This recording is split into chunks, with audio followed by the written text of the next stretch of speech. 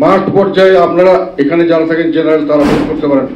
যুদ্ধক্ষেত্রে মাঠ পর্যায়ে যখন যেখানে দরকার হবে আপনাদেরকে সিদ্ধান্ত নিতে হবে। আমরা আপনাদেরকে যা দিতে পারি, যেটা দেওয়ার জন্য আমি চেষ্টা করেছি, যেটা সর্বোচ্চ রাজনীতির সবচেয়ে বড় মূল শক্তি, সেটা হলো রাজনীতি। আপনার পরিষ্কার ধারণা থাকা উচিত আমি কি রাজনীতি করছি।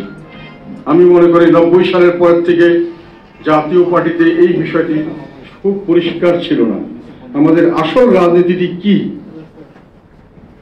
এখন কিন্তু আমি আপনাদের কাছে সকালে যেটা বলেছি, কালকে বলেছি, আপনাদের এখনকার রাজনীতি হলো দেশের দুর্দশাগ্রস্ত, অসহায়, নিরুপায় মানুষ, তাদের জন্য কথা বলা, তাদের মুখপাত্র হওয়া, তাদের সামনে, তাদের পিছনে থাকা, তাদের সামনে থাকা, তাদেরকে সঙ্গে নিয়ে জীবন দেওয়ার জন্য প্রস্তুত থাকা।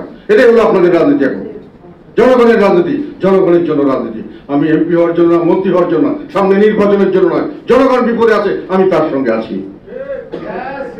এটি হলো আমাদের একমাত্র রাজনীতি।